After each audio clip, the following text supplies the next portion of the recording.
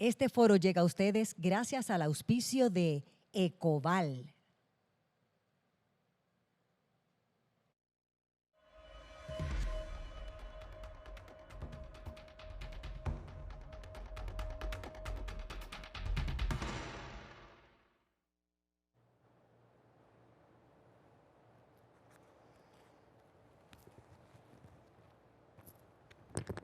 Saludos y gracias por acompañarnos en el foro titulado Una nueva ley de política alimentaria, salud, agricultura y política pública agrícola, auspiciado por la Comisión de Agricultura del Colegio de Abogados y Abogadas de Puerto Rico. Se dirige a ustedes la licenciada Milibet García Santos, directora ejecutiva de la comisión. Me acompaña la licenciada Dana Miró Medina, licenciada en Nutrición y Dietética y asesora ejecutiva del secretario de Salud de Puerto Rico, honorable doctor Carlos Mellado, el licenciado Héctor M. Collazo Maldonado, presidente de la Comisión de Agricultura del Colegio de Abogados y Abogadas de Puerto Rico, y el agrónomo Gregorio Rivera Soto. En este foro tendremos 3 ponencias y un breve conversatorio sobre los temas destacados al finalizar el mismo. Comenzaremos con la licenciada Dana Miró, quien tiene su práctica privada desde el año 2009, dirigió el programa WIC desde el 2013 al 2017, es la asesora ejecutiva del secretario de Salud, doctor Carlos Mellado, es colaboradora en diferentes medios de comunicación y revistas y también empresas privadas en temas de nutrición y dietética. Dejo con ustedes a la licenciada Miró Medina. Saludos a todos. La pregunta en el día de hoy, empezábamos con Cuenta Puerto Rico con una oficina organizada formalmente, con un presupuesto suficiente y personal adecuado para implementar una política pública alimentaria eficazmente. Ciertamente Puerto Rico, para allá en 1999, bajo el gobierno del doctor Pedro Rosselló, se dio a la tarea de crear la ley número 10 y esta ley respondía a que pues había un sinnúmero de situaciones de salud en Puerto Rico que se relacionaban principalmente con esa falta de una buena alimentación, incluyendo una educación adecuada en nutrición para las personas y esa falta como pueblo de un compromiso, ¿verdad?, de desarrollo en términos alimentarios. Por ejemplo, en el 1937 sabemos que en Puerto Rico se cultivaba el 65% de la tierra, pero ya para el 87 solamente estábamos cultivando el 35% de nuestras tierras, ¿verdad? Y se empezaron a utilizar las tierras para otras utilidades. Así que como propósito pues tiene establecer un organismo asesor de política pública sobre la alimentación y nutrición y realizar trabajos en coordinación con las agencias públicas y entidades privadas para conseguir el mejoramiento del estado nutricional, la salud y de la calidad de vida de la población en Puerto Rico. Así que esto es lo que le da pie a la Ley 10 de 1999. Anteriormente, la Comisión de Alimentación estaba bajo DACO y es entonces cuando se crea esta ley que pasa al Departamento de Salud. Con la ley se crea este organigrama que tenemos en pantalla, donde pues vemos al gobernador como esa persona, ¿verdad?, ese ente que es el que va a dirigir todos estos esfuerzos bajo la Asamblea Legislativa. Después tenemos al presidente de la Comisión de Alimentación como miembro ciudadano de nutrición. En este momento tenemos a la doctora Nidia Fernández. Entonces tenemos un director ejecutivo y un comité asesor que se va a encargar del sistema de vigilancia, de la nutrición y salud, actividad física, alimentos y tecnologías, así como el mercadeo y la distribución. Dentro de ese grupo asesor está el secretario del DACO, el secretario de Educación, la secretaria de la Familia, el secretario de Salud, el secretario de Agricultura, el presidente de la Universidad de Puerto Rico, el presidente del Colegio de Nutricionistas y Dietistas de Puerto Rico y el secretario de Recreación y Deportes, que fue una adición que se hizo recientemente, ¿verdad? No, originalmente la ley no lo disponía así, pero entonces se añadió como parte de ese equipo asesor. También entonces tenemos los miembros ciudadanos de alimentos y tecnología, los miembros ciudadanos de nutrición y tenemos el miembro ciudadano de mercadeo y distribución, que esto pues es lo que nosotros conocemos como MIDA, ¿verdad? Estas personas de mercadeo, esta agencia de mercadeo que se encarga de manejar todo lo que son los alimentos en Puerto Rico. Bueno, pues como les dije, la Comisión de Alimentación y Nutrición de Puerto Rico está amparada bajo la Ley 10 de 1999, el artículo 5, y tiene dentro de sus funciones y deberes establecer esos objetivos generales para orientar sobre la política alimentaria y nutrición de Puerto Rico, asesora y coordina el desarrollo y la evaluación de la política pública en agencias públicas y privadas, implanta y monitorea la política pública en los programas educativos y da asistencia a la comunidad, al pueblo y al sector privado. También coordina los estudios e investigaciones necesarios y desarrolla y establece un sistema de vigilancia alimentario y nutricional para Puerto Rico que conocemos como SISBAN.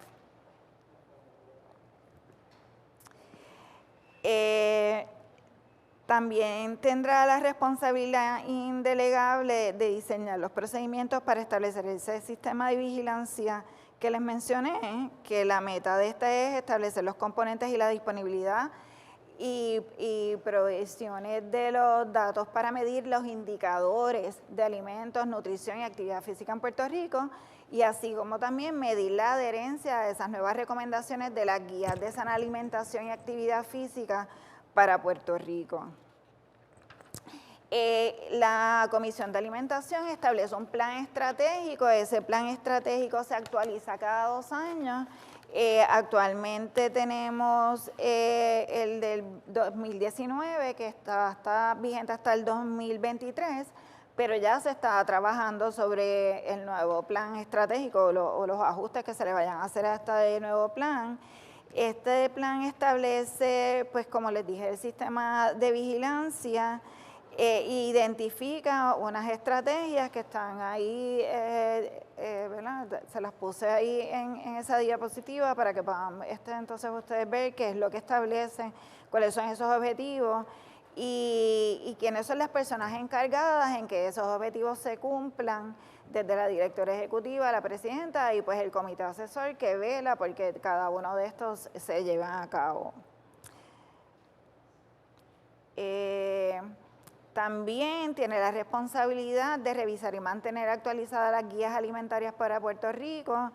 El propósito de la guía y Mi Plato para un Puerto Rico Saludable es proveer un conjunto de conceptos y recomendaciones para orientar a la población sobre cómo mantener un peso adecuado, cómo reducir los riesgos de enfermedades crónicas, cómo mediante una alimentación balanceada, integrando la actividad física, podemos entonces hacer esto parte de nuestro estilo de vida y así tener unos estilos de vida más saludables que nos lleven, ¿verdad? Pues exactamente tener un ciclo de vida adecuado, evitando condiciones de salud que están relacionadas con unas malas prácticas. Tenemos entonces la guía de alimentación. Estas se hacen cada 5 años y van acorde con los Dietary Guidelines. Los Dietary Guidelines los establece la Nación Americana, el Food and Nutrition Service, el Departamento de Agricultura Federal. Establece cuáles son las guías dietarias para la Nación Americana y basada en esas guías dietarias de la Nación Americana, entonces nosotros ajustamos esas guías a las necesidades de los puertorriqueños, a los gustos y preferencias, a nuestras costumbres, a los productos que aquí se cultivan, a los productos que aquí los puertorriqueños tienden a consumir, basado, ¿verdad?, en las recomendaciones nutricionales de cuánto debe ser la ingesta de cada uno de estos grupos. También me preguntaban cuál es la literatura que utiliza el Departamento de Salud en la actualidad para promocionar la importancia de su política pública alimentaria y nutritiva y si ésta responde a las necesidades reales de nuestros tiempos. Bueno, pues a través de los años nosotros hemos tenido diferentes modelos que se han utilizado para poder orientar a la población. Vemos el primer modelo que se utilizó en el 1953, si se fijan, es un plato bien parecido al modelo que estamos utilizando ahora nuevamente. Y pues hacía una distribución de estos alimentos, ¿verdad?, de los macronutrientes que nosotros debemos consumir o los individuos deben consumir para alcanzar esa nutrición completa y balanceada, que es donde entonces nosotros vamos a conseguir que nuestro organismo obtenga los nutrientes que necesita para poder funcionar de forma adecuada. Luego, en el 1998, ese plato cambió, sin embargo, sigue siendo una rueda donde tiene pues igual la distribución de los alimentos, tanto en los grupos proteicos como los hidratos de carbono, que están pues compuestos con lo que son los grupos farináceos, las legumbres, frutas y vegetales y los grupos lácteos. Ya entonces para el 1994 empezamos a utilizar la famosa pirámide alimentaria. Esa pirámide pues distribuía los alimentos ya entonces ahí con un número más certero de cuántas porciones de cada uno de esos grupos deberíamos consumir diariamente para alcanzar esa nutrición que estamos buscando, o ese estado de nutrición que estamos buscando. En el 2006 se revisó la pirámide y si ustedes se fijan, lo que cambió fue que en vez de tener una base, la pirámide que en aquel entonces era pues ese grupo de cereales y farináceos, pues entonces ahora esta pirámide lo que dirigía era a que estaban todos los grupos a un mismo nivel, pero sin embargo el ancho de cada una de esas columnas nos indicaba pues qué cantidad de esos grupos de alimentos deberíamos estar consumiendo para poder alcanzar esa nutrición. Estos modelos eran complicados, tan complicados para el público entenderlos como para hasta nosotras mismas, los profesionales de nutrición y dietética, los licenciados en nutrición, poderlo nosotros explicar a nuestros clientes, a nuestros pacientes, al pueblo. Así que ahí tenemos la de marzo del 2009 que incluía lo que es la actividad física y estaba dirigida a niños porque esa fue la pirámide para niños, pero entonces ya cambiamos el modelo para el 2013 a un plato. Y en el modelo del plato, ahí podemos de una forma más visual y más fácil explicar la distribución de estos alimentos, porque pues es un modelo que todos nos podíamos relacionar a él, ¿verdad? El plato que nosotros utilizamos para comer a diario, la importancia entonces de distribuir ese plato, que la mitad de ellas sean frutas y vegetales, y la otra mitad del plato, un cuarto lo que son las proteínas y el otro cuarto lo que son los farináceos. Incluye también el grupo de los lácteos como ese alimento completo, ¿verdad?, que contiene tanto hidratos de carbono como proteínas. Habla también el modelo del plato, ahí nos hablaban también de la importancia del agua, de hidratarnos adecuadamente, y añade la parte de actividad física. En adelante ahí vamos a empezar a ver ese mensaje de la importancia de llevar una buena nutrición junto con lo que es la actividad física para poder conseguir entonces esa salud que estamos buscando. Tenemos entonces la guía de la sana alimentación y actividad física para Puerto Rico, que fue entonces la primera guía como tal que desarrolla la Comisión de Alimentación y Nutrición, junto con el gráfico de Mi Plato Saludable para Puerto Rico, que incluía pues esto que les acabo de explicar. Ahí tenemos una visión, ¿verdad?, una imagen un poco más grande donde podemos entonces ver los alimentos que incluía Ese plato se trató de hacer con los alimentos de la canasta básica de Puerto Rico, así que incluyó pues, frutas y vegetales del país, así como pues, cereales, lácteos, como les mencioné, y proteínas, especialmente aquellas proteínas magras, que es las que mayor se recomienda sea su ingesta, e incluía también pescado, como esa proteína bien saludable que nos va a aportar los aceites omega, y son pues, bajos en grasas saturadas, este tipo de proteínas, así que están bien aspectadas en términos de nutrición. Mi plato para Puerto Rico saludable también incluía en su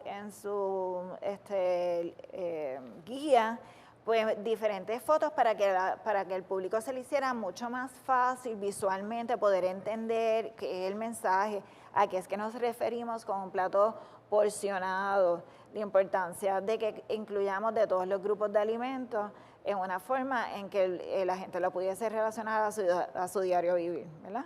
Así que ahí vemos un desayuno que incluye pues un revoltillo, incluye que sería la proteína, incluye el hidrato de carbono con los panes, incluye el lácteo en el café, que aquí nosotros los puertorriqueños eso es importantísimo, no nos puede faltar esa tacita de café por la mañana. Y de igual manera, pues entonces tiene otros ejemplos para aquellos que no consumen proteína animal, pues, o que no consumen huevos, por ejemplo, porque sí, pues a lo mejor consumen lácteos, pero entonces no consumen huevos, pues ahí tenían opciones de cereales y yogur que podían utilizar como sustitutos, ¿verdad? Y de igual manera cumplir con las recomendaciones. Abajo vemos entonces unas imágenes de lo que son los almuerzos y cenas, de igual manera con lo que es un plato porcionado que incluye todos los grupos de alimentos según las recomendaciones. Esa imagen que tenemos aquí fue la noticia que se publicó cuando empezamos a cambiar las guías dietarias, cuando salió la guía dietaria reciente. Esta es la del 2020 a 2025, la más reciente que se ha publicado, y lo que aquí está llamado, o el mensaje que quiere el USDA quiere presentarnos, es que todo cuenta, todo lo que usted se vaya a comer cuenta, ¿verdad? Por eso es que es bien importante usted ese plato hacerlo suyo, porque primero que todo, comer es un placer, ¿verdad? Y tenemos que entender que es un proceso. Nosotros, primero, ¿por qué comemos? Tenemos que entender por qué comemos. Comemos para nutrir nuestro organismo. Nuestro organismo necesita un sinnúmero de nutrientes esenciales. Y esenciales significa que su cuerpo no los produce, pero que los necesita. ¿Y dónde usted va a encontrar esos nutrientes? A través de los alimentos.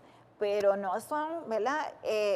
No hay un alimento bueno y un alimento malo. Lo que hay es alimentos que son más saludables, más nutritivos, que le van a aportar a usted esa nutrición, ¿verdad? Esas sustancias que su cuerpo va a necesitar para poder funcionar de forma adecuada.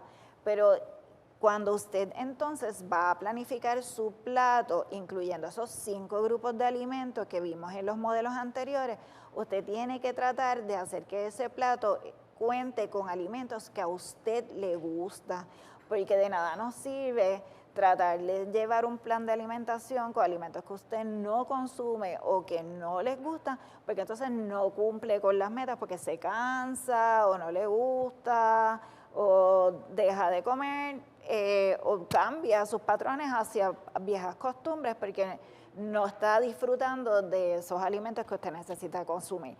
Así que ese es el mensaje que se presentó con estas nuevas guías de sí, vamos a añadir los 5 grupos de alimentos, sí, vamos a buscar que sean alimentos frescos como primera opción, vamos a tratar de balancear ese plato para que usted obtenga esos nutrientes, ¿verdad? Que se dan en esa sinergia que se crea entre los grupos de alimentos, pero entonces vamos a tratar de que estén hechos, ¿verdad? Esos métodos de cocción sean unos métodos de cocción saludables, que usted tenga variedad en ese plato, que usted disfrute, que usted esté presente en ese momento de alimentarse y de consumir sus alimentos para que entonces su organismo pueda recibir esos nutrientes de forma adecuada y procesarlos y utilizarlos como estamos buscando que se haga. Así que la pauta dietética para los estadounidenses del 2020-2025 publicó las nuevas guías con sus recomendaciones que incluyen esas que les comenté, y ahí entonces la Comisión de Alimentación se reunió el 23 de marzo del 2021 y entonces junto con esas nuevas recomendaciones de la guía, entonces se establece pues, las nuevas guías de sana alimentación y actividad física para Puerto Rico. Los miembros del comité asesor están ahí, ellos formaron parte de este equipo que se dio a la tarea de analizar las guías dietarias americanas y ajustarlas a las puertorriqueñas. Entonces, la política sobre alimentos y nutrición y actividad física para Puerto Rico de la guía, pues como les dije, se publicó para que comprende el año del 21 al 26 y el 29 de diciembre del 2020 el Departamento de Agricultura de Estados Unidos pues publicó su guía. Se realizaron, como les dije, unas adaptaciones a la nacional conforme a las prioridades de Puerto Rico, a los gustos y a las preferencias a nuestra población, a los alimentos que aquí se producen y los que están disponibles localmente, que más adelante vamos a entrar a discutir un poco sobre esto. Desgraciadamente tengo que decir que nosotros en Puerto Rico no producimos una cantidad suficiente de alimentos como deberíamos o como pudiésemos, ¿verdad?, para poder entonces nosotros mismos satisfacer las necesidades de nuestra gente con lo que aquí se produce. Así que desgraciadamente pues nosotros tenemos que importar muchos de los alimentos que nosotros utilizamos. La lista inicial se depuró, ahí está la consulta que se hizo al Departamento de Agricultura. Entonces, hicimos la encomienda, ¿verdad?, de la Ley Orgánica 10 con el Cuerpo Asesor y Coordinador de la Política Pública de Alimentos y Nutrición, y eso fue un esfuerzo colaborativo multisectorial que fue liderado por la Comisión de Alimentación como ese grupo asesor, y también con la Organización Panamericana de la Salud y el apoyo de la oficina de la primera dama en aquel momento y de la oficina del gobernador. Y la meta era detener el aumento acelerado de la obesidad en Puerto Rico de manera que no se registre incremento en esas tasas de prevalencia en la población puertorriqueña. Esto pues porque habíamos visto en los últimos informes que se publicaron en el 2016 y hasta la actual, y como ustedes pueden ver en esa lámina que tenemos ahí, para el 2014 teníamos 37.6% de la población bajo niveles de sobrepeso, 28.3% en obesidad con una prevalencia acumulada de 65.9%. En el 17 teníamos 35.4% de sobrepeso, obesidad de 32.9% y una prevalencia acumulada de 68.3%, pero para el 18 entonces regresamos a tener un 36.9% de sobrepeso, obesidad 32.9%, ahí se quedó estable, pero como ustedes vean, aumentó del 14 al 18, había aumentado, y la prevalencia acumulada, pues un 69.8%, así que sí, vemos un aumento, ¿verdad? Y eso es preocupante, ver cómo entonces nuestro pueblo cada vez se está poniendo pues, más sobrepeso, más obesos, con condiciones crónicas que son prevalentes en Puerto Rico actualmente, condiciones de diabetes, hipertensión, cardiovasculares, infartos, ¿verdad? Cáncer, algunos tipos de cáncer que están relacionados con sobrepeso y obesidad, apnea del sueño, así como depresiones, porcientos de suicidios, gente que se está suicidando precisamente porque están deprimidos, porque se sienten mal, porque no han podido manejar de forma adecuada, no han tenido tal vez ese apoyo, esa orientación necesaria para poder manejar su peso y llegar a un peso saludable donde gocen de calidad de vida. Aquí entonces tenemos la encomienda dentro de lo que nos provee la ley, ¿verdad? La ley orgánica número 10 del 8 de enero del 1999, que es la que entonces está llamada a dirigir ese plan de acción para la prevención de la obesidad en Puerto Rico.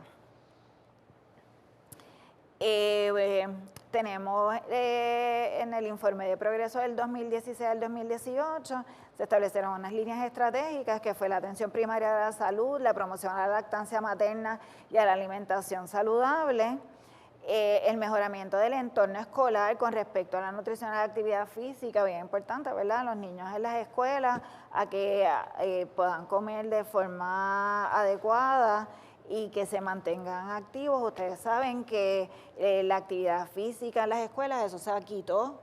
En un momento dado quitaron lo que era educación física y esto aquí llamaba, ¿verdad?, la importancia de volver a retomar esa parte de la actividad física como esa base para que los niños puedan entonces controlar su peso.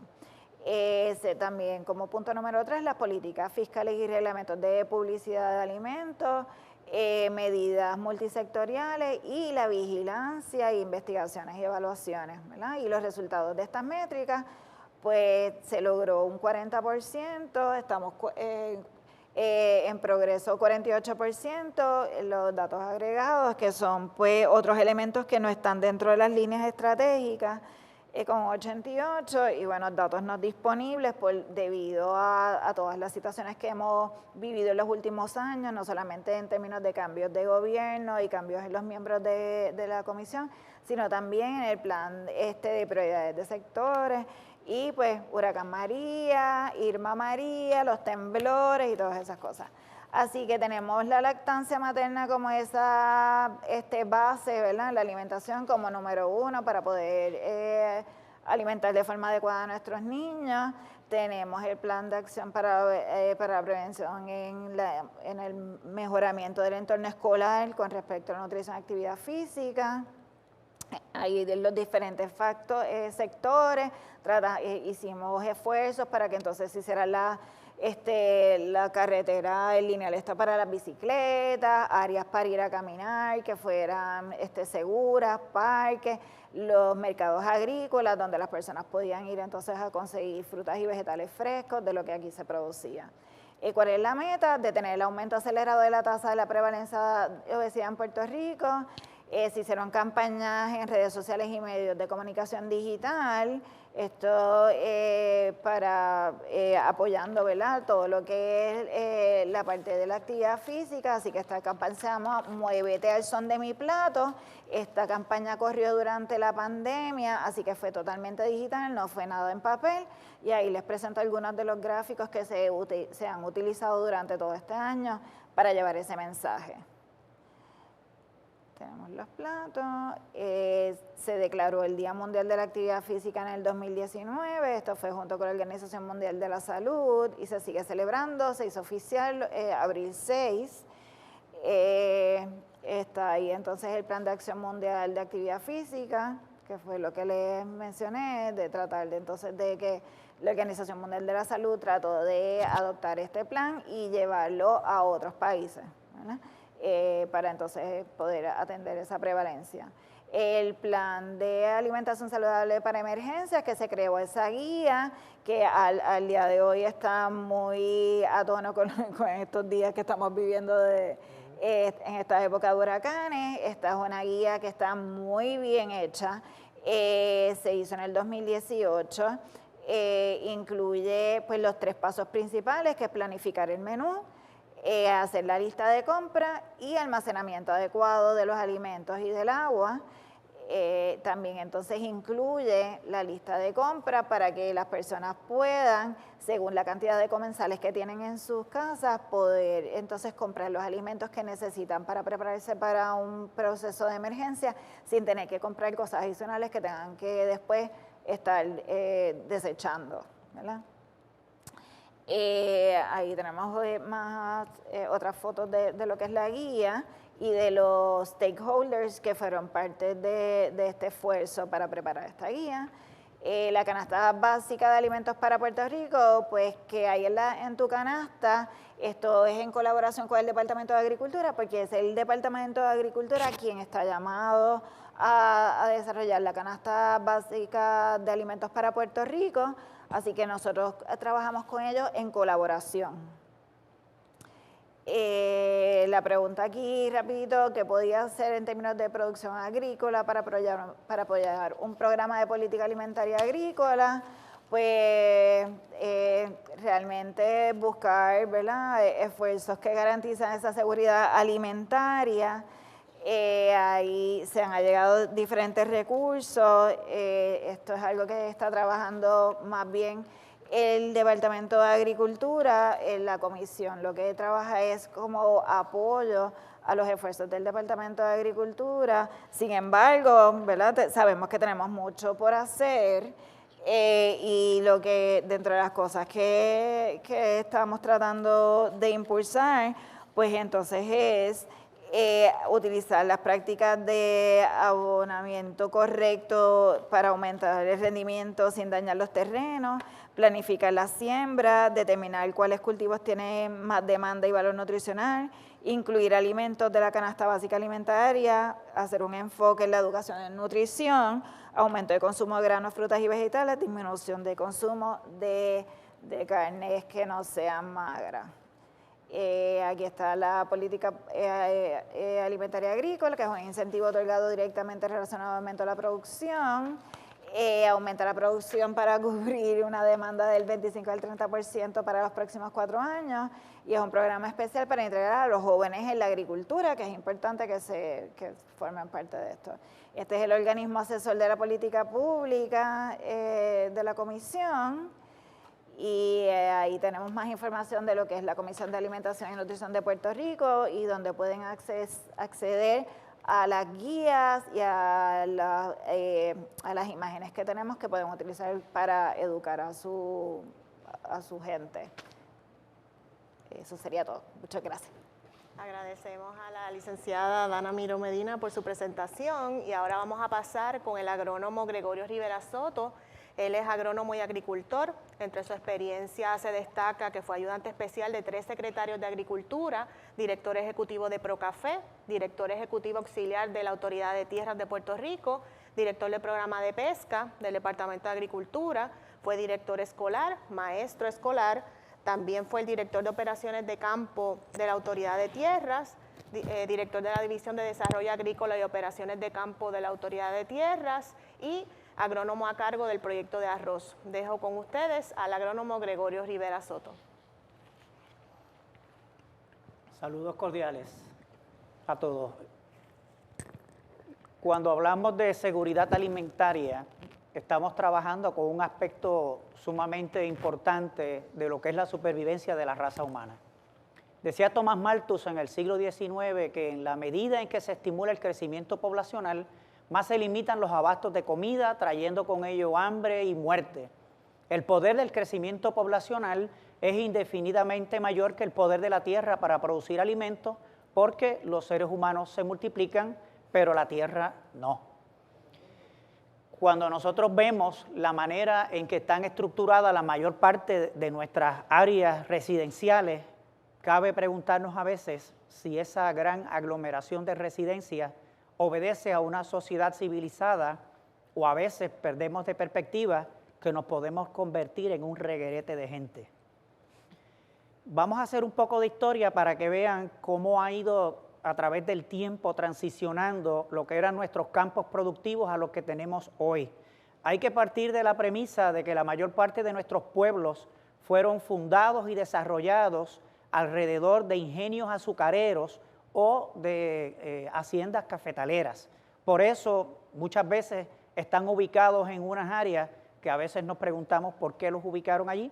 Pues era que la mayor parte de la mano de obra que trabajaba en esas actividades fueron los que dieron origen a la fundación de la mayor parte de nuestros pueblos.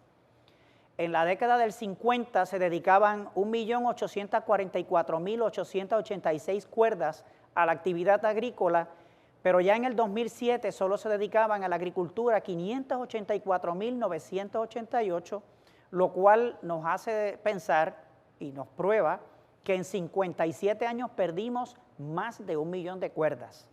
Obviamente, cuando decimos perdimos hay que contextualizar la palabra.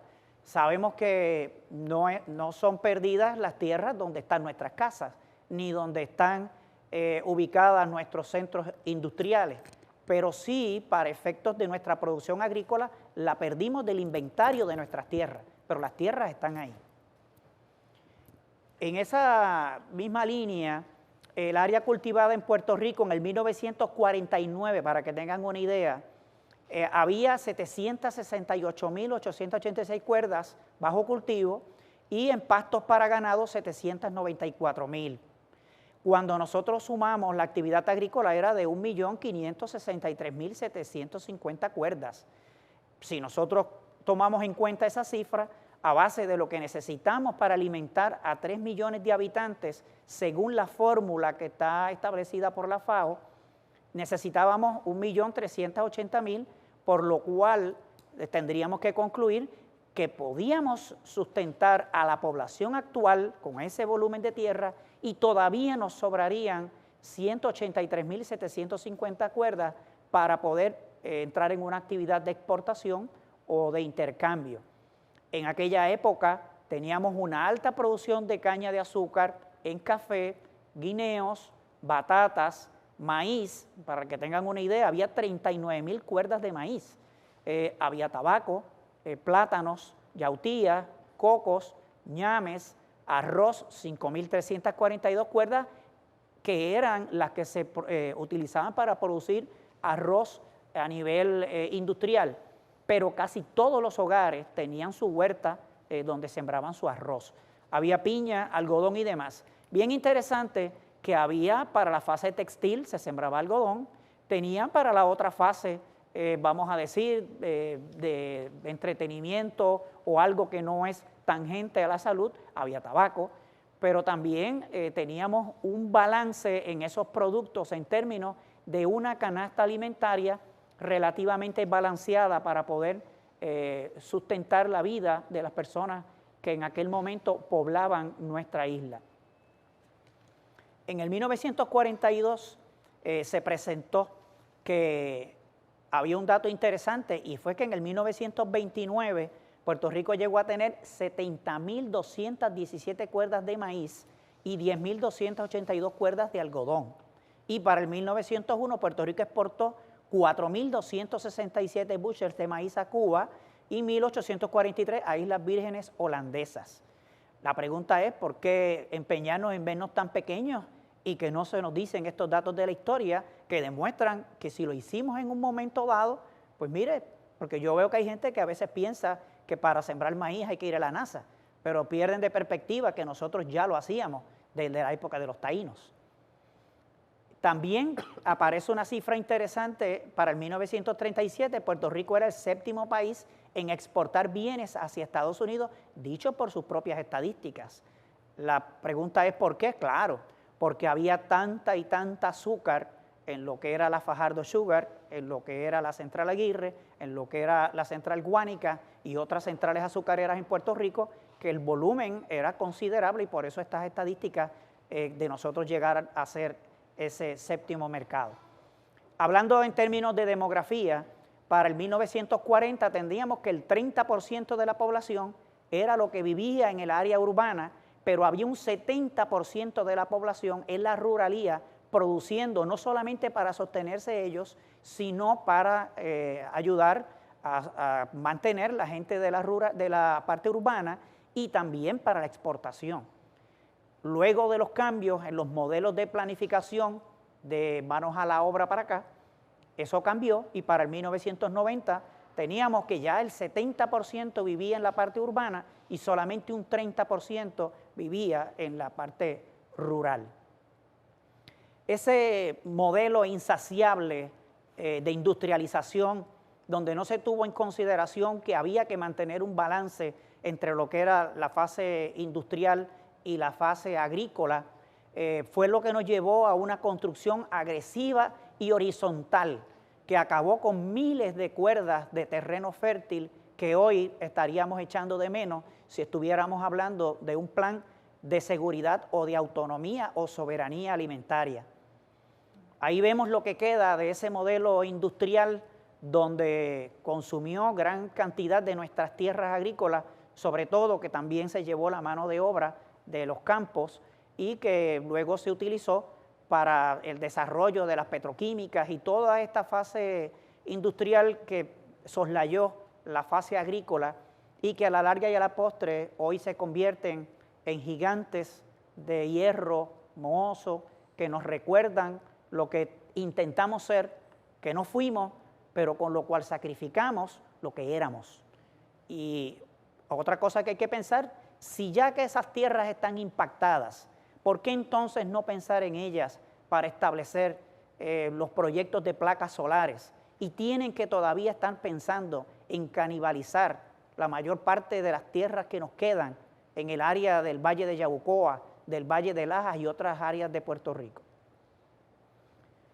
También sufrimos muchísimo porque ese modelo urbanístico que se creó, y en esto la Junta de Planificación tiene que también pagar su cuota de responsabilidad, porque cuando colocaron las urbanizaciones en áreas donde no había agua disponible para sostener a la población, sino que esa agua era para agua de riego, pues prácticamente empezó una competencia entre el agua que había disponible, o la usas para la agricultura o la usas para el consumo humano. Y tenemos que en el área de Juana Díaz y Santa Isabel, prácticamente las verjas de la urbanización está casi al borde del canal de riego, y que cuando se empezaron a hincar los pozos por parte de la Autoridad de Acueductos y Alcantarillado para extraer agua para esas urbanizaciones, prácticamente están bombeando 24 horas, bajando los niveles del acuífero del sur, poniendo en riesgo que ese acuífero se salinice por exceso de extracción, y hoy con el aumento de los niveles del mar, como producto del cambio climático, estamos poniendo en riesgo no solamente el agua, sino esas tierras que podrían afectarse para efectos del uso que tenemos hoy, que es el uso agrícola. Vemos ahí cómo también se colocaron molinos y placas solares por todos lados y que muchas veces pues trastoca lo que es la parte del desarrollo agrícola, porque es un espacio que ocupan dentro de nuestros suelos más fértiles, que creo que debiera considerarse el uso de terrenos ya impactados y no los terrenos que tenemos en nuestras reservas para nuestra seguridad o nuestra soberanía alimentaria. Cuando hablamos de la deforestación, vamos a ver qué nos dice el doctor Ariel Lugo, que fue dazónamo prominente, y nos dice que lo que pasa es que para el puertorriqueño se lamenta mucho, y estoy citando, y se ha creado el mito de que tenemos menos cubierta forestal, pero la realidad es que nuestros bosques se han duplicado. Dice, en respuesta a comentarios infundados que se escuchan en la calle, y eso surgió en el Nuevo Día, el 1 de febrero del 2015. Me dirán, bueno, pero es que después de María eso cambió. Pues lamento decirle que María probablemente tumbó 5 árboles de caoba, pero debajo de esos árboles de caoba nacieron 20 que estaban en semilla y que no habían podido germinar porque esos 15 no lo dejaban. Así que no tenemos tal pérdida de cubierta forestal, sino que eso se sustituye. La naturaleza tiene sus mecanismos y nosotros a veces somos los que fallamos cuando tiramos las estadísticas. Según la FAO, se necesitan 0.46 cuerdas por habitante por año para suplirle una dieta esencialmente vegetariana. Es decir, que idealmente con el plan de uso de terreno que aprobó la Junta de Planificación en Puerto Rico, las 600.000 cuerdas que se separaron, aún produciendo a máxima capacidad, solo podrían alimentar a 276.000 personas. ¿Y el resto de los puertorriqueños qué?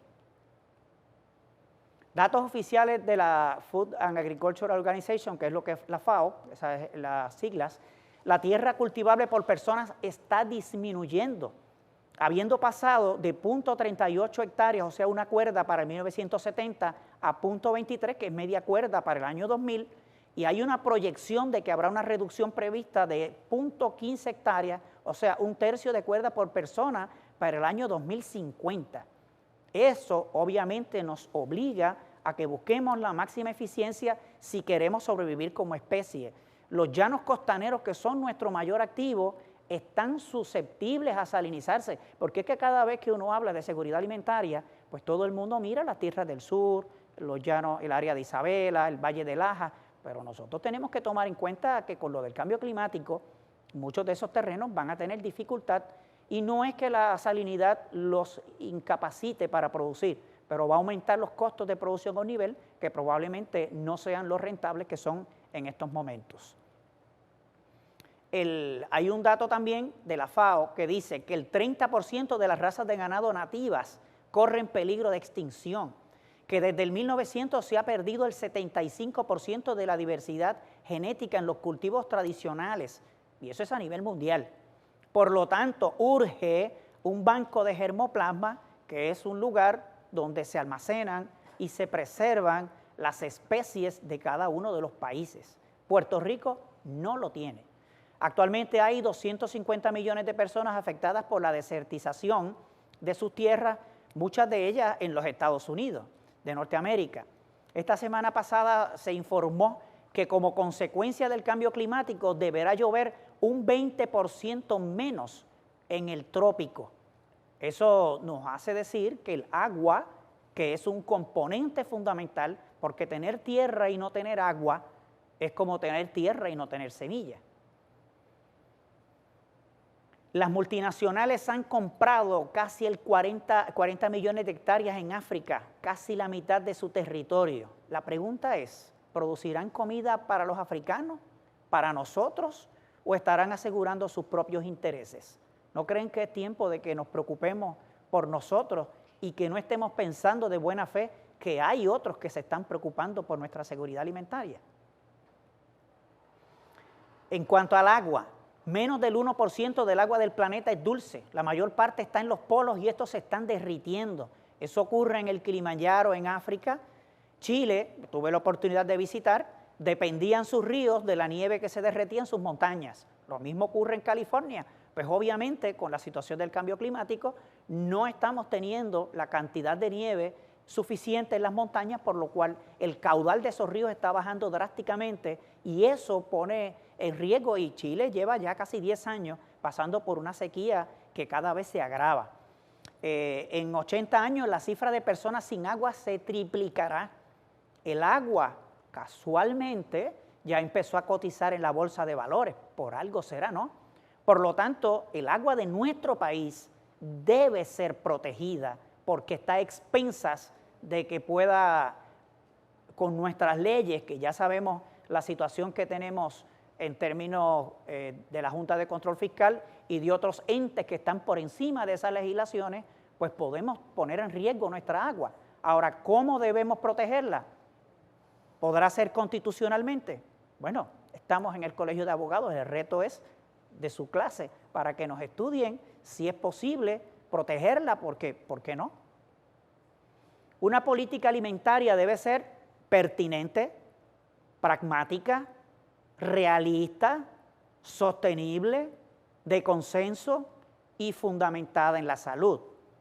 La compañera que me antecedió estableció los puntos de por qué es tan importante para la salud lo que nosotros consumimos, pero es importante para nuestra supervivencia eso que vamos a producir y que debe ser obviamente basado en lo que ella expuso, que tiene que ser algo planificado, porque no podemos ponernos a producir a lo loco, porque yo no vi que en ninguna de las bandejas que ella presentó aparece el cáñamo, y no estoy en contra de que se siembre, si hay que sembrarlo, pero no podemos entonces permitir que las mejores tierras se dediquen a estos tipos de cultivos para que entonces nos permitan que solamente sembremos comida en las laderas de Maricao y en todos esos barrancos que aparecen como tierras cultivables en el plan de uso de terreno y que propiamente no necesariamente son los mejores terrenos para producir comida. Una política alimentaria debe considerar como elemento fundamental la tierra, el agua, porque de nada vale que tengamos tierra si no tenemos agua para regarla, las semillas, porque vamos a sembrar y ¿dónde están las semillas? Si a la estación experimental, que era la que producía una poca de semillas, prácticamente el presupuesto se les recortó y ahora mismo las colecciones de semillas que habían allí están a punto de perderse. Y la genética animal, que se puede conservar a través de embriones congelados y demás. Para eso ya existe tecnología. Hay que considerar la mano de obra, porque nosotros no podemos pensar que vamos a hacer todo eso sin tener mano de obra. Hay que considerar los insumos y hay que tener un plan de siembra y de mercadeo para desarrollarlo. La tierra debe ser suficiente, debe estar protegida, porque no puede estar a los vaivenes de que hoy cuento con 600,000 y que mañana cuente con 300,000, porque entonces eso no permite que sea un plan coherente y eficiente. Se le tiene que dar el mejor uso, y el mejor uso implica, si usted coge en un momento de crisis, o sembrar alimentos o sembrar cáñamo. Debe tener las condiciones topográficas adecuadas. ¿Por qué? Porque obviamente a medida que las condiciones topográficas se vuelven más accidentadas, aumentan los costos y eso hay que pasárselo al consumidor. El agua debe estar protegida legalmente porque estamos con un gran riesgo. Se alega que no está en la transacción, pero ¿y qué tal si como una segunda fase en la ampliación del contrato de Luma le traspasan los embalses de donde se extrae el agua para regar nuestras tierras? El agua debe ser de calidad, y cuando hablamos de calidad obviamente no debe estar contaminada ni debe ser salada. Debe estar cerca de las zonas de producción, en el área de acuíferos y de embalses. Las semillas, debe crearse un banco de germoplasma para guardar las semillas que esté a prueba de desastres naturales, bioterrorismo, accidentes nucleares, que incluya obviamente variedades nativas, que sean plantas sin alteraciones genéticas para que usted no dependa de que otro le traiga semillas, porque si no tenemos semillas, pues dependemos de alguien que nos la supla. Y eso es una forma de controlarnos y por lo tanto no podemos hablar de soberanía alimentaria cuando dependemos de las semillas que otros nos producen. Hay que también mantener réplicas en cultivo de tejido, semillas regular y en otros bancos de otros países, porque sabemos que, por ejemplo, en Colombia hay un banco de germoplasma de leguminosas donde allí se conservan semillas inclusive de Puerto Rico y eso está, y en Islandia hay otros, y están a prueba de accidentes nucleares, porque ¿qué tal si una situación de estas ocurre? Pues al otro día que desaparecen las especies vivientes, ¿con qué vamos a iniciar una nueva etapa de desarrollo de la humanidad si no tenemos semillas para iniciar? Y tenemos que evitar los monopolios porque entonces seremos rehenes de los que nos suplan las semillas. La mano de obra. La mano de obra tiene que tratarse como un tema sociológico más que uno económico. Aquí de lo único que se habla es de la cantidad de dinero que tiene que suplírsele a ese empleado, pero no se toma en consideración que ese empleado vive en unas áreas donde no hay una farmacia a kilómetros de distancia y que no tiene donde tener a sus hijos de entretenimientos sanos. Y muchas veces hay que también romper con el esquema de empleos tradicionales, estacionales, porque ok, se perdía el mango. Vamos a suponer que había una brigada y llegó allí para cosechar el mango. Y después que se acaba la cosecha del mango, ¿qué se supone que hagan esos empleados? Que se acuesten en la casa a esperar que los mangos maduren el próximo año. ¿Y de qué viven el resto del tiempo? Eso no ocurría antes porque las haciendas cafetaleras tenían una alternancia con las cañeras. Y cuando había café en la montaña, que era aproximadamente de agosto, prácticamente hasta enero, febrero en las partes altas, en febrero iniciaba la zafra y se extendía hasta el verano y apenas había lo que ellos le llamaban la época del caillo, que entonces no había trabajo, pero rápido llegaba el café. Había una planificación, pero hoy día pretendemos que el recogedor de café esté allí durante la cosecha y el resto del año no tenemos trabajo para él, porque solamente hay unos obreros dando mantenimiento, pero no esa brigada pudiera estar pintando escuelas, pudiera estar trabajando en las carreteras, lista para cuando llegue la cosecha y usted la transiciona ya y luego regresa a esas otras tareas. Pero no, los criticamos porque cogen las ayudas que legalmente se le ofrecen y entonces son una partida de vagos porque no van a cumplir los caprichos de nosotros que sembramos sin pensar en esas cosas. Debe promover también la calidad de vida en la ruralía. Para eso estaba la Corporación para el Desarrollo Rural, que construyó canchas, parques, carreteras, acueductos en los campos, pero eso prácticamente ya es apenas un programa de la Autoridad de Tierras de Fincas Familiares, que lo único que hace es pues trabajar con a quién le asignan la finca y demás, pero lo que había para mejorar ese programa que mejoraba esa calidad de vida, le daban adiestramientos y talleres a nuestros agricultores y agricultoras, pues ya no existe. Y también debe ser tener claro que ser obrero y ser pobre no debe tenerse como una premisa aceptable, porque eso no es justo para nadie y nosotros debemos pensar en el bienestar de nuestros ciudadanos y no en cómo nuestros ciudadanos nos sirven a nosotros, porque la época de la esclavitud hace tiempo que pasó, por si algunos no lo sabían. Los insumos agrícolas debe producirse parte de ellos con materia prima local, porque para traer un caso, si usted produce pollo, desde la jaula, desde la madera de la estructura, toda la parte galvanizada, todo lo que es el alimento, todo lo que es la genética, el pollo se trae de allá, las medicinas, todo. Lo único que Puerto Rico aporta es agua y oxígeno, el oxígeno que respira el pollo.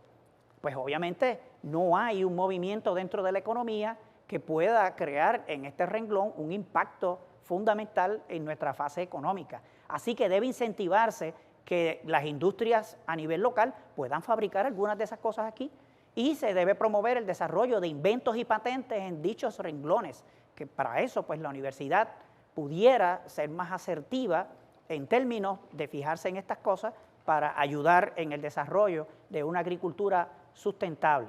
La canasta básica debe tener como eje la buena salud, ya está establecido, pero su base debe ser un balance entre carbohidratos y proteínas, pero sobre todo debe respetar los aspectos culturales e históricos, porque si los muchachos no comen ñame, pues vamos a hacer harina de ñame para pizza, porque sí comen pizza, pero si las pizzas las hacemos de trigo, pues obviamente no estamos abonando a lo que es la seguridad alimentaria.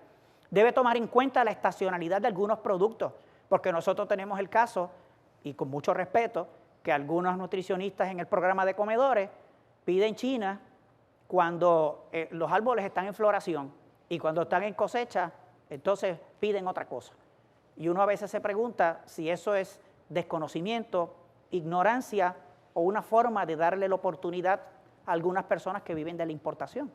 Pero eso se lo pueden preguntar a la planta de cítricos de la montaña de Lares o agricultores de ñame como Sigfredo Patiño en Aguada, que han sufrido todo esto y que conocen ese bacalao aunque venga disfrazado. El plan de siembra y crianza debe definir, número uno, si va a ser un plan continuo que vamos a estar todo el tiempo preparados para cualquier emergencia o si es un plan reactivo que se va a activar en el momento que ocurra la emergencia. Por lo tanto, con cuánta tierra pública y privada cuenta ese plan y cuáles son los mecanismos legales para poder planificar sobre ella. Porque si yo tengo un contrato con la autoridad de tierra que dice que mi terreno está allí para yo producir X producto, ¿cómo me van a decir a mí que yo entonces voy porque hay una canasta alimentaria a sembrar ñames, a sembrar yautía? ¿Cuál es la base legal para ir sobre eso? Y cuando hablamos de la agricultura urbana, que es la que nos va a salvar, va a ser una voluntaria o mandatoria, porque nos podemos correr el riesgo de que entonces todo el mundo le dé con sembrar recao y cilantrillo y entonces tendríamos la economía del sofrito. Y yo creo que con sofrito no se sostiene la vida de un ser humano. Así que las tierras privadas y las tierras en reposo tienen que ser definidas cómo vamos a activarlas si fueran necesarias. Ese plan debe definir quién lo va a ejecutar y con qué poderes. ¿Cuál será el rostro de la canasta básica más allá de las proteínas y los carbohidratos?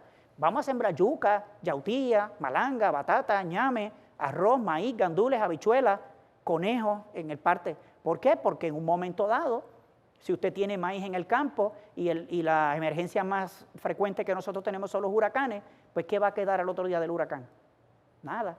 Pero si usted tenía esa finca sembrada de ñame, usted tiene ese ñame guardado ahí, sin nevera, hasta el mes de marzo y abril, que entonces él germina, y lo puede utilizar para, por poco a poco, sacarlo para sostener parte de la alimentación de la población.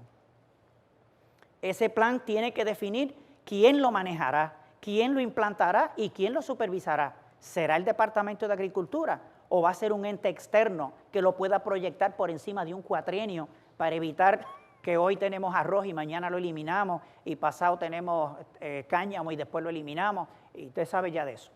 ¿Con qué poderes, si es un ente externo, va a ejercer eso? Y si los agricultores se acogen al plan, ¿cómo se integrarían los supermercados, los importadores y al comercio para que sea costo efectivo producir de acuerdo al plan?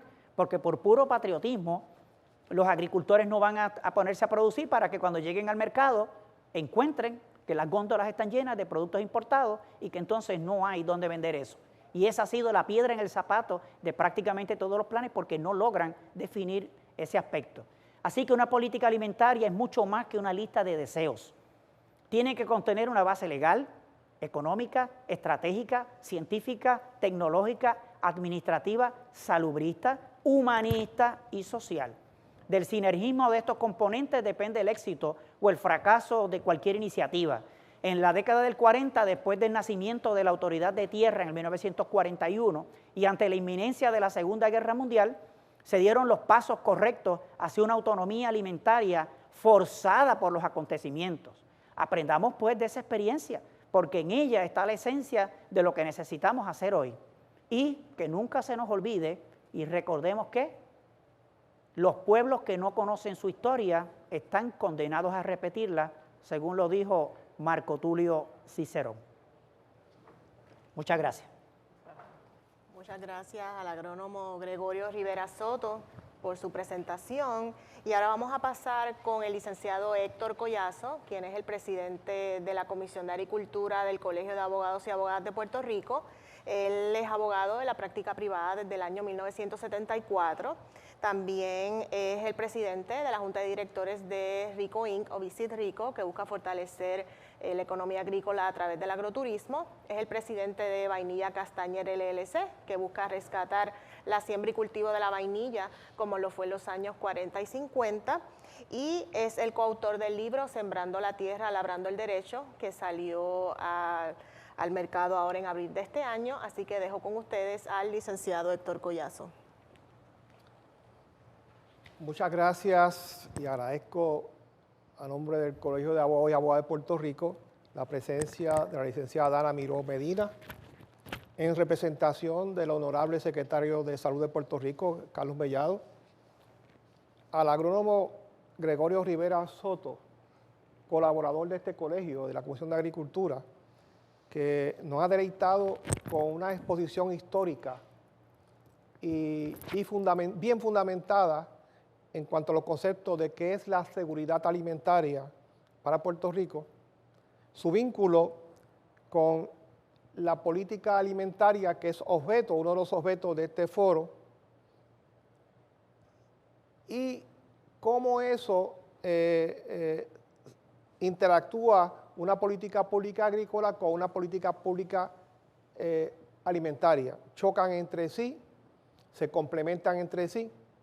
Si hemos oído la presentación de la licenciada Dana Miró Medina, vemos cómo el Departamento de Salud de Puerto Rico está y ha estado desarrollando, ¿no?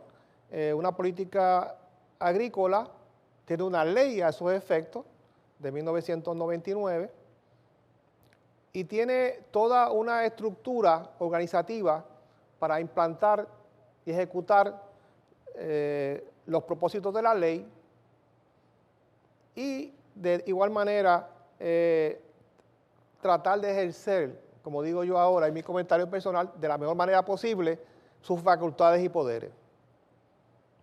Digo esto porque según entiendo, el problema no es del Departamento de Salud de Puerto Rico en cuanto a una ley para una política alimentaria, aunque tiene unos problemas básicamente presupuestarios, porque no tiene ni remotamente los recursos económicos necesarios, básicos, para cumplir con cada una de las facultades que le fueron delegadas, y menos aún, cumplir con cada una de las exigencias y propósitos que establece la ley. O sea que de salida, esta comisión de política alimentaria y nutrición tiene un problema de presupuesto, tiene un problema de recursos humanos disponibles, aunque tiene una estructura funcional y ha hecho muchísimo, y está haciendo muchísimo con los poquitos recursos que se le han asignado. Dicho eso, hay que ver cuál es el problema. Si todos los que estamos en este foro del Colegio de Abogados nos percatamos que, como bien señaló el agrónomo Gregorio Rivera, el problema está fundamentalmente en el desfase que existe y ha existido históricamente entre políticas públicas de salud y políticas públicas agrícolas. Porque el Departamento de la Salud de Puerto Rico, y como bien ha señalado la licenciada Dana Miró, puede documentar, fundamentar los requisitos nutricionales, establecer toda una política y unas guías. Pero si no tiene lo fundamental y lo básico, como bien ha señalado el agrónomo Gregorio Rivera, que es la producción agrícola. Porque básicamente el concepto de seguridad alimentaria está atado directamente, por un lado, a la producción agrícola y la política alimentaria. Se complementan, son necesarios uno con el otro. Pero si no tenemos, como bien ha explicado el agrónomo Gregorio Rivera, una producción suficiente, producto de una política pública agrícola adecuada, para llenar esa canasta básica que ha señalado la compañera Miró Medina, tenemos que recurrir entonces ¿a qué? Pues a la importación del 85% de lo que consumimos en Puerto Rico. Y ahí, como veremos más adelante, podemos comentar quizá en la parte del conversatorio, cómo la guía que haya señalado para una política alimentaria en tiempos de crisis o de emergencias, como está la pandemia ahora mismo, como Huracán María, como los terremotos. O sea, esa propuesta que se hace de una canasta básica para momentos de emergencia, precisamente es el reflejo ineludible del problema de seguridad alimentaria en Puerto Rico. ¿Por qué? Porque la pandemia ha afectado a los agricultores en Estados Unidos. La pandemia ha afectado los marinos de la Marina Mercante de Estados Unidos. Y Puerto Rico tiene un problema de ley de cabotaje. O sea que estamos limitados a ese tipo de transportación marítima. O sea que esta pandemia ha afectado a todo el mundo. ¿Qué pasa? Cuando se afecta ya la producción, de la cual dependemos el 85%, se afecta la cadena alimentaria y por tanto llega el problema a Puerto Rico. Estamos viendo, y esto se va a poner aparentemente peor. Pero esto no es nuevo. Lo de la pandemia antes fue María. Con María se planteó otra vez el problema de seguridad alimentaria en Puerto Rico. Había abasto para 3 semanas de alimentos básicos. No había reservas suficientes y no había producción suficiente. Porque, como dijo el agrónomo Rivera, hay un desfase otra vez entre lo que sembramos, pensando en cuál va a ser el suplido para que esa básica, o cuáles entonces otros intereses de política pública agrícola que nada tiene que ver con sembrar para consumir lo que el pueblo necesita, que también lo mencionó Gregorio Rivera. Y ustedes están viendo entonces cómo lo bien planteado por el Departamento de Salud, lo planteado por el agrónomo, como que están en forma, ¿verdad?, en una vías que no se encuentran, se miran de lado a lado, se observan, pero no se encuentran. Y ese es uno de los problemas fundamentales que hemos visto de salida, ¿verdad?, de los planteamientos que hace la licenciada y hace Gregorio. Pero es importante crear conciencia que esto no es nuevo. O sea, el planteamiento de seguridad alimentaria en Puerto Rico no es nuevo. Lo que pasa, lo recordamos cuando tenemos el problema de que no llegan, cuando le están vacías en los supermercados, cuando no nos llega lo que queremos, ¿verdad? Estamos acostumbrados a comer y tenemos que comer quizás con beef o fiambre, porque no hay más nada, o salchicha. Cuando no es la dieta quizás más nutritiva, es la dieta que más tiene sodio, quizás la dieta que más tiene quizás colesterol, y es lo menos indicado desde el punto de vista de salud, pero no hay más nada. Y eso obviamente es parte de la desfase. Pero le voy a hacer un breve resumen quizás histórico-legal, porque obviamente yo no soy nutricionista, no soy agrónomo, soy agricultor. Como bien dijo la licenciada García, tengo un proyecto agrícola en Arecibo, donde además de la siembra básica, que es la vainilla, hay café, hay cacao, pero hay yautía, batata, diferentes tipos de batata, guineo, ñame y otros tipos de todo tipo de frutas, pensando ya como agricultor y un abogado conocedor de la historia de la agricultura en Puerto Rico, que hace falta lo que se llamaba bajo el tiempo de España y hasta el 95 en Puerto Rico, unos siembras de refracción agrícola, que no es otra cosa que yo necesito financiar mi proyecto agrícola de Arecibo, sembrando unos productos que me generan un ingreso. Pero ese ingreso es para yo mantener entonces unos cultivos de aquellos productos que van dirigidos a la canasta básica. La mía, mi familia, amistades y la que se pueda vender para el resto de Puerto Rico. Eso se perdió porque la ley se enmendó en el 95 y se eliminó el concepto del contrato de refracción agrícola. No sé por qué lo hicieron, pero obviamente no lo hicieron. Brevemente, quiero señalar lo siguiente.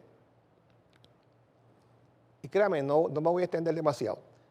Bajo la época de los indios taínos, eran agricultores diestros en la pesca, en la siembra, en la caza. Y producían para la comunidad agrícola de momento. Curiosamente, las mujeres eran las que estaban a cargo de las tareas agrícolas, eran las agricultoras, y eran muy eficientes como mujeres agricultoras, y los hombres a la caza y la pesca. Llegan entonces los españoles a Puerto Rico, los hombres van para las minas a sacar oro y las mujeres la sacan de la agricultura y la llevan entonces a las minas a ayudar a los hombres. Ahí se planteó por primera vez en la historia y está documentada la primera crisis alimentaria en Puerto Rico. ¿Sabes qué? ¿Cuál fue la solución? Pues la madre patria España mandó una resolución para acá, ¿verdad? Diciendo, mire, Puerto Rico tiene que empezar a producir suficiente para su comida, porque de acá no viene, no va a llegar. Y está documentado como un problema de seguridad alimentaria. Y corrió así hasta 1897, donde como consecuencia de esta relación entre España y los Estados Unidos, pues se le dio a Puerto Rico una delegación de poderes bajo una carta autonómica, donde se le reconoció un poder a Puerto Rico, dentro de esa relación autonómica, de hacer tratados internacionales de tipo de comercio, tener una agricultura que puede producir todo lo que Puerto Rico necesitaba para su canasta básica y para la exportación. De hecho, cualquier legislación de España que llegara a Puerto Rico en ese momento, que afectara a nuestra agricultura, tenía que ser en consenso con los representantes de Puerto Rico de la época. Eso duró bien poco. Luego cambió de soberanía y entonces, cuando llega la nueva soberanía bajo los Estados Unidos a Puerto Rico, hay un escrito famoso, muy interesante, donde se describe el estado de la agricultura de Puerto Rico en esa época. Y la descripción que se hace es que esto es un paraíso agrícola. Puerto Rico produce todo lo que necesita. Puerto Rico estaba exportando. O sea, un paraíso agrícola, unas tierras fértiles. Pero ese estudio que se plantea por el primer geólogo Hill, que lo hace en Puerto Rico, coincide con la realidad que había de otro estudio de Juan Morel Campos de 1896, donde Morel Campos describe exactamente una región de Jayuya y Utuado, una lista de productos agrícolas. Esos municipios, Jayuya era para esa época una provincia, o un barrio de Utuado, con todo respeto a los Jayuya, ¿verdad? Pero la lista de lo que producía ese sector era todo para consumo local y para la exportación. Y llegamos al día de hoy, donde el 85% se importa, el 15% se produce localmente, y nos preguntamos por qué eso pasó. Eso pasó sencillamente, porque la política agrícola de Puerto Rico nunca, ni ahora ni nunca, ha respondido a la necesidad agrícola de alimentación y de política alimentaria del pueblo de Puerto Rico. Porque la caña, muy bien, produce dinero, sembrar todos los terrenos de caña, y tabaco cuando había tabaco. El cáñamo ahora mismo, y en el 2012 nace la nueva política agrícola de Puerto Rico, que es que Puerto Rico se va a convertir en un centro de la industria de biotecnología, y todo el sur de Puerto Rico mayormente se siembran semillas modificadas genéticamente, que no se consumen, no son parte de la canasta básica puertorriqueña, ocupan tierra, ocupan fondos públicos, ocupan agua, como dijo Gregorio Rivera, pero no van en nada a responder esa política agrícola a nuestra necesidad alimentaria, y como consecuencia no abonan a nada a la cuestión del problema de seguridad alimentaria. Está ahí.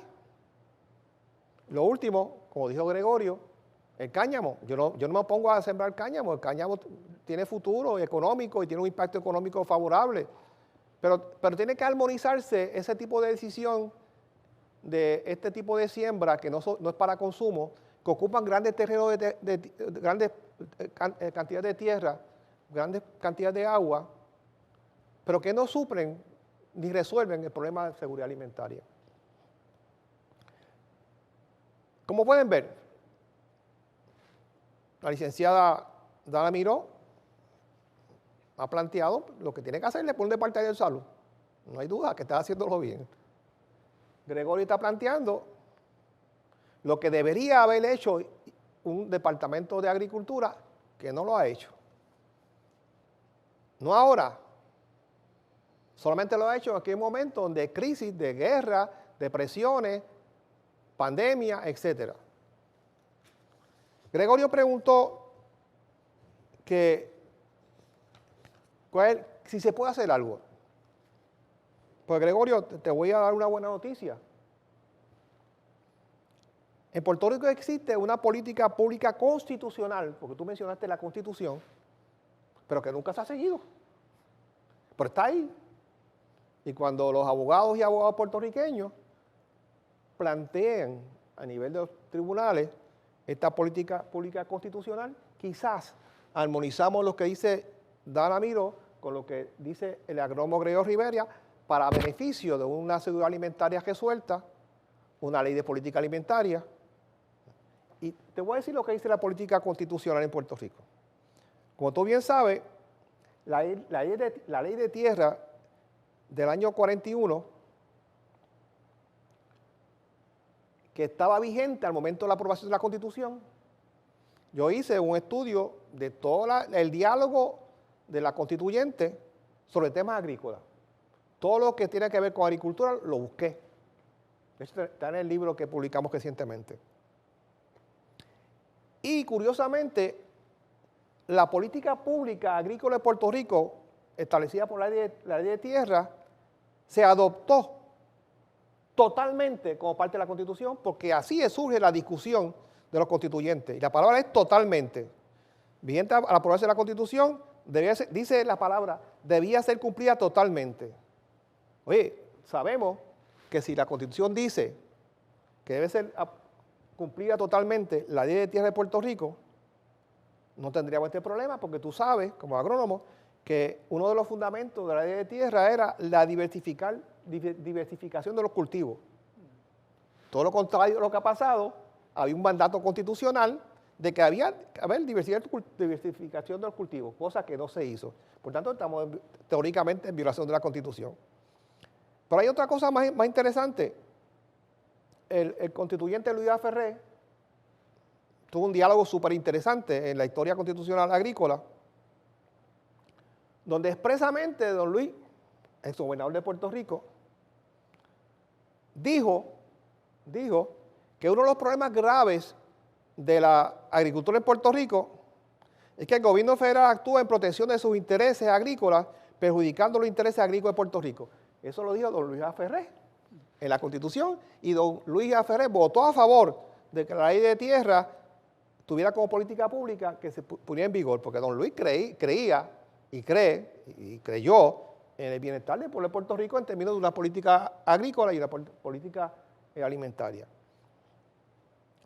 Pero también esa Constitución discute que deben agotarse todos los medios posibles para proteger nuestros productos agrícolas de nuestra canasta básica fundamental de la cuestión de la competencia exterior. Sabemos, obviamente, como abogados, que hay una limitación de que Puerto Rico no puede afectar el comercio interestatal ni el comercio internacional, etcétera. Pero fíjense, a mí me comentaron los otros días, cuando yo hablaba sobre este tema, que yo como abogado, pues sé que eso es así, yo sé que es así, pero fíjense, recientemente hay un caso en Puerto Rico, interesante, y usted me va a decir que lo traje por los cabellos, ¿verdad? Que es el caso de las peleas de gallo. La pelea de gallo en Puerto Rico es un sector agrícola reconocido por todas las leyes agrícolas de Puerto Rico, un sector agrícola importante que produce muchos empleos, especialmente en los campos de Puerto Rico, ¿verdad? Y que tiene toda una economía agrícola alrededor. El gobierno federal pasó una ley prohibiendo las peleas de gallo en Puerto Rico, después que los 50 estados se reunieron desde 1896 hasta el 2008 con Luisiana. Cada uno de ellos votaron independientemente y dijeron, no queremos esto aquí en este estado. Y cuando viene el gobierno federal dice, oye, ya los estados votaron en contra de las peleas. Entonces lo extendió a Puerto Rico sin que Puerto Rico tuviera nada que decir sobre eso, contrario a los 50 estados que sí dijeron, ¿verdad? Pero ¿qué pasó? Localmente se aprobó una ley legitimando las peleas de gallo en Puerto Rico, que continúan, en todo su vigor actualmente, continúan, siempre y cuando no afecte el comercio interestatal, o sea, todo localmente. Pues mire, como yo dije en el libro, eso puede ser una desobediencia civil institucional de nuestro gobierno, lo cual yo aplaudo, y es buena, y es un precedente para casos futuros agrícolas, donde el interés agrícola, ¿verdad?, de algún estado de Estados Unidos conflía con el de Puerto Rico, pasemos nuestra propia ley local, pues, y con desobediencia civil institucional, protegiendo nuestra agricultura, pues, retar la determinación del gobierno federal, dado el hecho, como todos sabemos, jurídicamente Puerto Rico es un territorio, no somos independientes, no somos Estado, no somos una libre asociación, siendo una colonia, pues estamos totalmente más afectados con esta decisión unilateral, sin participación alguna del pueblo de Puerto Rico en el contexto del derecho internacional, de los estatus que reconoce el derecho internacional. Y también, Gregorio, como tú sabes, la Constitución, que es política pública también, puso una limitación de 500 acres para eliminar el latifundio que afectaba a la agricultura. ¿Sabes qué?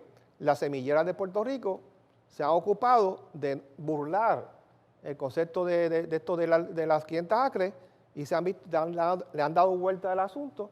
Por un lado dicen que eso no es una actividad agrícola, por tanto está exenta a las 500 acres, pero para los beneficios y subsidios del gobierno argumentaban que sí lo eran. ¿Ves? Y hay dos opiniones del secretario de Justicia conflictivas, uno que dice un sector agrícola y uno que dice que no es un sector agrícola, por tanto, usted sabe, parte del revolú de políticas públicas en Puerto Rico, pero la Constitución está clara. Y finalmente, política pública constitucional, sección 20, derechos humanos reconocidos, deber del pueblo y del gobierno. En esa sección 20 que el Congreso no aprobó, pero constituye política pública constitucional porque lo aprobaron todos los constituyentes, ¿verdad? Todos, los que creían en la estadidad, los que creían en independencia, los que creían en el Partido Popular de la época de Estados Unidos de Puerto Rico, todos. dijeron que Puerto Rico tiene que garantizar el desenvolvimiento agrario e industrial, cosa que no ha ocurrido. Por tanto, sí, Gregorio, la contestación como a tu pregunta es que hay una política pública constitucional que va dirigida a tratar de armonizar lo que ha expresado la distinguida compañera Dana Miró y lo que tú has dicho del punto agrícola. Se me acabó el tiempo, pero podemos comenzar quizás ahora en la parte final, que es un conversatorio, intercambio de ideas, reacción a lo que yo digo, preguntas entre nosotros mismos, para entonces quizás poner un poquito de candela al foro. Sí, una de las cosas que limita esa asertividad que se supone que deba tener el Departamento de Agricultura en lo que es organizar esta estrategia de soberanía o seguridad alimentaria es que no hay, pero hubo una oficina de planificación. Tenemos la oficina de estadística, pero usted tener las estadísticas y no tener un planificador que las interprete y que recomiende alguna política pública al respecto, estamos hablando que es el equivalente a que usted se hace todos los exámenes médicos en el laboratorio, pero no se los lleva al médico. Y ahora mismo, desde la época de don Antonio González Chapel para acá, es que nosotros carecemos de esa planificación que nos lleve a decir, sí, vamos a incentivar esto y vamos a sembrar aquello. Porque, por ejemplo, aquí se siembra café y se recomienda una cuerda de plátano para sombra del café, etcétera, etcétera. Pero no se toma en cuenta que si usted siembra 1000 cuerdas de café, está sembrando 1000 cuerdas de plátano. Y cuando viene a ver, está dislocando el precio del plátano, porque en términos de planificación, muchas veces esos detalles se escapan. En un momento me preguntaron que si el secretario siempre debía ser agrónomo, ¿no? Y bueno, lo ideal es que sí, pero si no tuviera que serlo, debiera ser un planificador. ¿Por qué? Porque esa ha sido siempre la limitación más grave.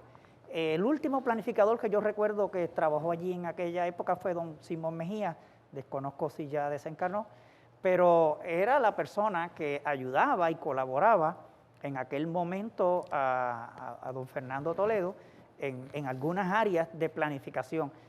Pero de momento, si no hay yo traté de hacer un plan a mi manera, porque en esa área pues quería aportar algo, y lo que hice fue reunir los ordenadores de los diferentes sectores que recogieran la estadística que había del consumo, de la importación, qué se importaba crudo, qué se importaba procesado, y convertir esas libras de carne en cantidad de cabezas de ganado, y esas cabezas de ganado en cantidad de cuerdas y de cercados, para entonces saber si con los agricultores que teníamos podíamos completar eso o necesitamos añadir agricultores nuevos.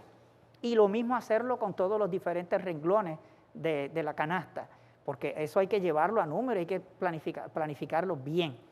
No puede ser una posición para que los agricultores lleguen allí con los proyectos. Yo sé que el neoliberalismo y los conceptos republicanos, propiamente de visión de gobierno, pues tienden a decir, bueno, pues que los agricultores trabajen y como usted tiró ese juego de dominos allí, se supone que los dominos se acomoden solos. Cuando mencionaste que por qué agricultura y salud estaban acá, pues mira, tienes el problema de que si tienes el cemento y tienes la arena y no se mezclan, es que hace falta el que los mezcle. Y probablemente el plan no puede estar en ninguna de esas dos agencias, porque es como poner el cabro a ver las lechugas, y siempre va a estar alando uno para sus intereses y el otro para el otro. Así que mi visión en esto es que tiene que haber un ente coordinado que pueda poner de acuerdo a esas visiones para que finalmente, y que sea una oficina de planificación. No puede ser al juntuntún, porque hay que llevarlo a números, no es producir por decir, bueno, es que ahora tenemos la canasta y tenemos todo eso, pero cuando llegamos al mercado, ¿quién me lo compra? ¿Quién me garantiza a mí que los supermercados van a querer esos productos de la manera en que yo se los voy a producir, en las épocas en que yo se los voy a producir? Y entonces ya ahí tenemos algo un poco más complejo. Por lo tanto, ese plan tiene que trabajarse desde un punto de vista de una oficina de planificación agrícola que tome en cuenta los detalles de la salud y tome en cuenta la parte del campo. Y yo creo también que la parte de la educación tiene que ser esencial o primordial en esa, ¿verdad? En ese proceso, no solamente de planificación, porque ¿de qué nos sirve entonces planificar y sembrar, conseguir a la persona que lo siembre, tener las cosechas y todo, si una vez ya tenemos el producto, la gente no sabe qué hacer con él? O como no se habían expuesto, porque en el tiempo de antes, pues, ¿verdad? Se criaban a los muchachos con lo que se cultivaba en el patio y con bacalao, pero ya eso cambió. Y entonces estamos en una nueva era donde todo es, pues, es comida rápida, procesada, ultraprocesada, y no hemos vuelto, ¿verdad? A eso de sentarnos en casa a comer, a sentarnos como familia, a comer lo que producimos, a que se siembre. Y si nosotros no tenemos esa base, si nosotros no llevamos esa educación, si nosotros no le explicamos a un niño la diferencia entre un ñame y una yautía, ¿verdad? Y qué cosas podemos hacer, tanto con uno como con el otro, a qué grupo pertenecen, qué es lo que te aportan, cuán versátil puede ser ese alimento, pues entonces no hacemos nada. Entonces vamos a tener una sobreproducción que se nos va a perder. Así que yo creo que esa parte de educación en nutrición debe ser básica desde cero, no solamente a nivel de la escuela, sino también hasta de la ama de casa, ¿verdad? Esas economistas del hogar que son tan importantes que puedan llevar a la comunidad ese mensaje y dar alternativas, tal vez unas clases, ahora podemos utilizar la tecnología para eso y poder entonces darle herramientas a esos cuidadores, a esa mamá, papá, a ese niño, de qué alternativas tú puedes hacer con estos alimentos que se pueden cultivar. Sí, Gregorio, en respuesta a tu preocupación de un organismo, un tercer organismo, o sea, está el Departamento de Salud, está Agricultura y pues hace falta un tercero que sirva de árbitro, coordinador, bueno, que los ponga de acuerdo. Eso ya se intentó en la ley que se llama, como tú dices, Ley de Planificación. O sea, hay una ley de planificación, programación y desarrollo agrícola de Puerto Rico, que es la ley número 73 del 5 de agosto del 17, reciente, fresquecita. Esos legisladores pensaron lo que tú estás pensando y aprobaron una ley. Y esa ley decía que el propósito es darle carácter de permanencia a un proyecto agrícola a 10 años, donde tanto salud como agricultura pues, pudieran ponerse de acuerdo y no estén sujetos al vaivén político de cada 4 años. ¿Sabes qué? A los 6 meses de la aprobación de la ley, pasó otra política pública agrícola contraria a la ley del 2017. Y uno le da gracia, le da pena, pero más recientemente, para poner todo más al día, y una pregunta que le quiero hacer a la licenciada Miro, es la siguiente. Se publicó recientemente en la prensa de Puerto Rico que la Asamblea Legislativa presentó en abril de 2021, los otros días, un proyecto de ley para crear, miren qué nombre más lindo, Consejo Asesor de Seguridad Alimentaria adscrito al gobernador del Estado Libre Asociado de Puerto Rico. O sea, un consejo asesor adscrito al gobernador para la seguridad alimentaria, cuando ya hay una ley del 99 que dispone todas las facultades y deberes, excepto presupuesto, excepto empleados, pero adscrito al Departamento de Salud. Obviamente, si yo fuera gobernador, que no lo sé y nunca lo seré, me dice a mí, no, adscrito a mí no, yo quiero adscrito al Departamento de Salud porque es un problema de salud. ¿Ves? Y esto es reciente. O sea que el problema de Puerto Rico, como señalé, es el conflicto permanente de políticas públicas agrícolas que afectan y afectarán, si no hacemos algo, el concepto de seguridad alimentaria en Puerto Rico. Yo creo que el camino, para no hacerlo muy largo y dejarlo corto, sería enmendar la ley número 10, que yo creo, y en esa enmienda la acercaría más al proyecto original del 98, que está más completo, porque cuando se aprobó la 10, no fue como se presentó, se aguó un poquito. Si yo regreso al proyecto original, con la experiencia de ahora, yo tengo una ley de política alimentaria y de nutrición que se puede ejecutar la política alimentaria con tan sencillamente establecer como una cuestión obligatoria por mandato de ley que las políticas agrícolas del 17, que son buenas, que pues no se llevan a cabo, se complementaran con la ley 10, de tal forma de que el secretario de Agricultura no tenga la discreción administrativa de cada 4 años decirle a Salud, no, yo no voy a bregar con eso. Si hacemos eso, la ley del 17, como una enmienda, lo más importante, a la ley 10, tendremos las facultades, tendremos los poderes, y le añadimos entonces el presupuesto, y más aún, la ley número 10 dispone que si así lo solicita el Departamento de Salud, otras agencias tienen que destacar personal en salud para esta comisión. Por tanto, tenemos un inventario de personas de otras agencias que quizá no tienen mucho trabajo, que tengan un expertise en el campo de la alimentación o la agricultura, y que trabajen como parte de esta comisión, como empleados de esta comisión, que se presentan a las 8 y se van a las 5, trabajan con esta comisión. No meramente una comisión asesora general sin presupuesto suficiente, tienen, ¿verdad? Pero sí, suficiente, y sin personal suficiente para poner en vigor todas sus facultades. Por tanto, armonizaría lo que tú dices con la ley del 17, con lo que ha planteado la licenciada, y no trataría entonces de buscar un tercer organismo, porque la burocracia de un tercer organismo va a producir lo que siempre ha producido, más burocracia. ¿Ves? Porque ese que está acá arriba va a responder a un interés agrícola, a un interés de salud, y lo que queremos es que los que están envueltos en el problema de salud y agricultura, pues, trabajen conjuntamente. Es una forma de yo verlo a corto plazo, aunque simpatizo con tu idea, porque algo hay que hacer. No sé cómo Dana lo ve. Sí, estoy de acuerdo con usted, definitivamente es retomar entonces la ley y poder hacerle, ¿verdad?, un cambio.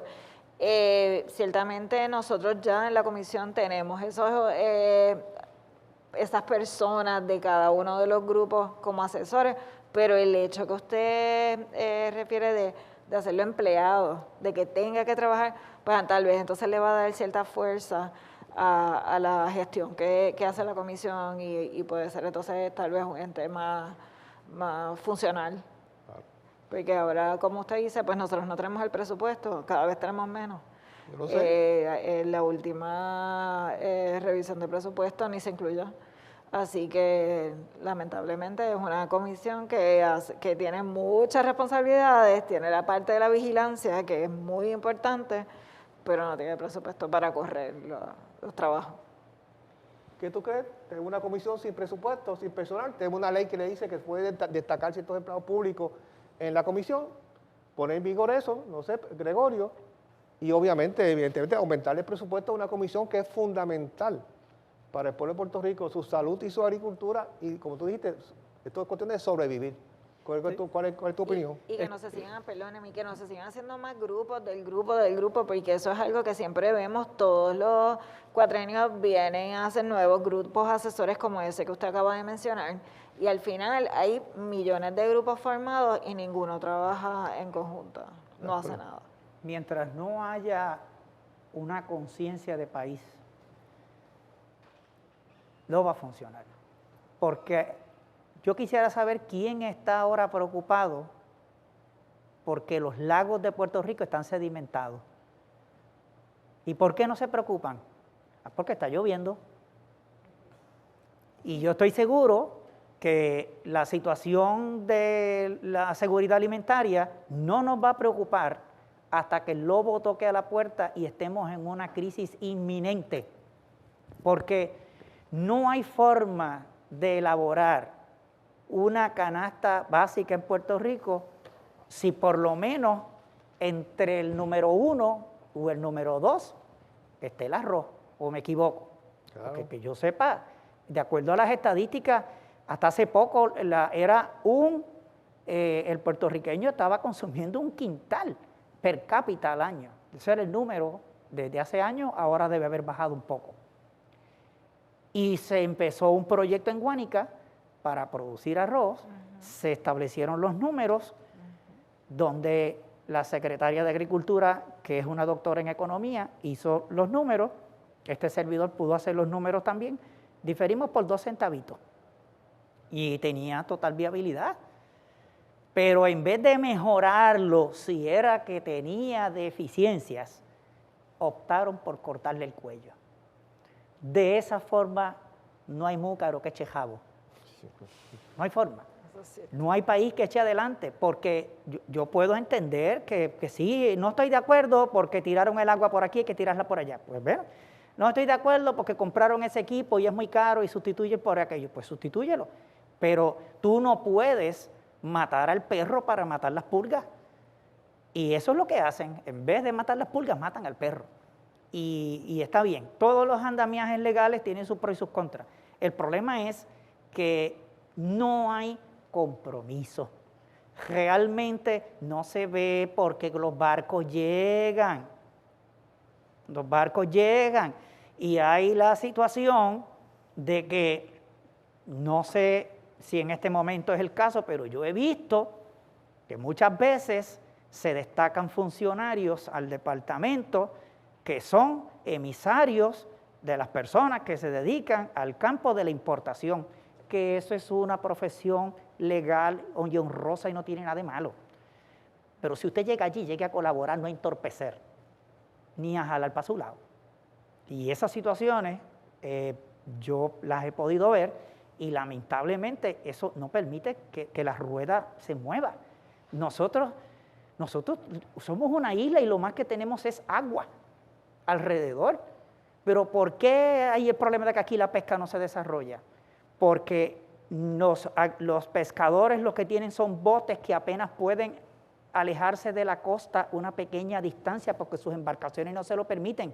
Cuando existía Codremar, había una embarcación que le permitía a ellos salir fuera de la plataforma y teníamos un programa de pesca saludable.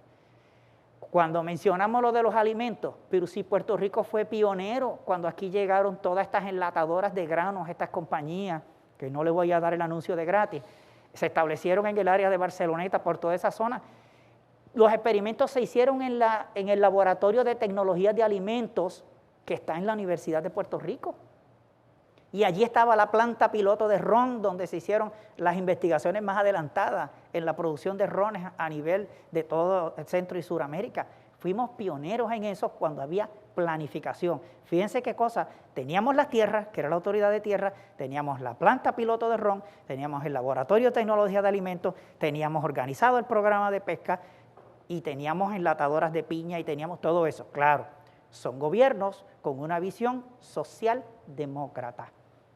Pero cuando usted tiene una concepción neoliberalista, pues siga tirando topos a ver si todos caen en el orden que se supone. Y eso, de fondo, nos está matando como país y nos estrangula porque no acabamos de ponernos de acuerdo. Y cada cual está hablando en su dirección y puede decir por este lado de la boca que yo estoy de acuerdo con eso, pero en el fondo eso a mí no me interesa porque yo voy al supermercado y los productos están allí. Pero, nuevamente, como pasa con el agua, los lagos están sedimentados. Usted verá que ya para febrero, por ahí, marzo, van a salir los periodistas, van a ir a Utuado, mira, se le ve la cúpula a la iglesia, y van a ir allá y mira lo que está saliendo el bache por la pluma. ¿Por qué? Porque siempre somos reactivos, no planificamos. no estamos pensando a largo plazo, sino lo que nos ocurre de momento. Así que esta situación alimentaria, yo creo que pues tendremos mucho foro para ver cómo se echa a correr la rueda, pero detrás de esto lo que nos va a enseñar va a ser lamentablemente una crisis. Afortunadamente Nietzsche decía que lo que no nos mata nos fortalece. Pues parece que quizás eso es lo que tenemos que pasar, pero este país ha invertido muchísimo dinero en infraestructura, en planificación, en desarrollo. La historia está ahí. Tuvimos el gran planificador Rex Folgay Towell, a quien Puerto Rico no le ha hecho el reconocimiento que se merece por todo lo que ayudó a crear para la planificación de este país. Y de ahí en adelante tuvimos grandes aciertos. Pues sí, ya la historia está ahí. Yo creo que podemos. Ahora, en aquel momento la autoridad de tierra, si busca, también en la ley establece que si no aparece del sector privado para alimentar al país o que fluyan los alimentos como deben fluir, el Estado tendrá que asumir esa responsabilidad. Pero, nuevamente, vamos a ver qué sale de toda esta sinergia. Yo quiero entonces, antes de terminar y darle la palabra a Milibet, que es la moderadora, hacer un compromiso, ¿verdad?, de la Comisión de Agricultura del Colegio de Abogados y Abogados de Puerto Rico y requerir el futuro de los servicios, ayuda de Dana y de Gregorio, para no dejar este tema como planteado y discutido en otros foros, sino que la Comisión sea proactiva y trate de llevar un proyecto de ley a la legislatura que sea aprobado ¿verdad?, como política pública de todos los partidos allí representados, pero que tenga como base, y voy a leer, perdónenme, voy a leer ahora mismo, del libro Sembrando la Tierra, Labrando el Derecho, es ¿verdad?, publicidad gratuita, del libro, la cual yo soy coautor con la licenciada Milibet García, que quizá la solución es lo que yo voy a decir ahora mismo. Es imperativo desde el sector privado, comunitario y personal, comenzar con nuestra propia política pública como modelo para que las fuerzas naturales del pueblo obliguen a que se integren oficialmente a nuevas leyes y reglamentos para implantar la política pública del pueblo de Puerto Rico desde el gobierno. Esto es, que la fuerza del pueblo de Puerto Rico tiene mucha base de la juventud y los que son menos jóvenes como yo, que todos juntos, como pueblo colectivo, obliguemos a nuestro gobierno, fuera de todos partidos, de la política de cualquier partido especial, de que esa debe ser la política pública permanente del pueblo de Puerto Rico en cuanto a seguridad alimentaria, política alimentaria y sobre todo la producción agrícola, enfatizando como consecuencia la producción local. Cuando así lo hagamos, yo estoy seguro, Gregorio, que vamos a conseguir la estabilidad agrícola y que para el futuro, como decimos en este libro, para el 2040, podemos tener una canasta básica suplida con nuestra propia producción agrícola y se puede. Código Civil de Puerto Rico, nueva edición del 2020, dispone un artículo nuevo que es el derecho de superficie a nivel del Código Civil, donde, ¿por qué no, como tú dijiste, que la agricultura urbana, como se ha hecho en otros países, se generalice de tal forma que aquellos terrenos que están sembrados de cemento, en los techos tengamos ahora diferentes comunidades de siembra agrícola y, ¿por qué no, organizaciones que siembren un producto, otra organización otro producto y quizás en las comunidades urbanas complementen ¿verdad?, la dificultad que está habiendo en la escasez de tierra, porque se ha sembrado cemento, pues que cemento se ocupe ahora de sembrar también, ¿verdad?, productos agrícolas. Y yo creo que otros países están dirigiéndose en Europa, en Estados Unidos, en Sudamérica, el derecho de superficie es la agricultura urbana, la agricultura en los techos, para complementar la agricultura de nuestros campos, lamentablemente despoblados, y que retomemos la política pública de que nuestros habitantes, hombres y mujeres puertorriqueñas, que regresen a su patria, a su país, y que se integren otra vez a la lucha en los campos, ya sea en la agricultura o en el desarrollo económico de Puerto Rico. Así que muchas gracias a todos por estar con nosotros esta tarde. Sí, agradecemos a los ponentes, licenciada Ana Miró, licenciado Héctor Collazo, agrónomo Gregorio Rivera Soto. Con esto damos por terminado nuestro foro, así que les deseamos que estén bien y en salud. Muchas gracias. Este foro llegó a ustedes gracias al auspicio de Ecoval.